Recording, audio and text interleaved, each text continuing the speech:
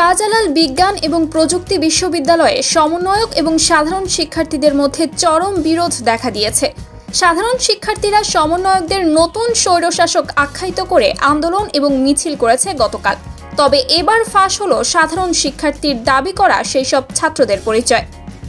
শাহজালাল বিজ্ঞান এবং প্রযুক্তি বিশ্ববিদ্যালয়ের উপাচার্য, উপ-উপাচার্য এবং সব প্রশাসনিক বডি পদত্যাগ করেছেন।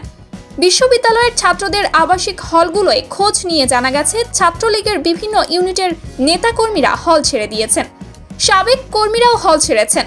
তবে বৈষম্য বিরোধী ছাত্র আন্দোলনে যোগ দেওয়া ছাত্রলীগ কর্মীরা হলে অবস্থান করছেন। তাদের দাবি, তারা পূর্বে পরিস্থিতির শিকার হয়ে ছাত্রলীগের সঙ্গে সম্পৃক্ত হয়েছিলেন, তবে এখন ছাত্রলীগের সঙ্গে নেই।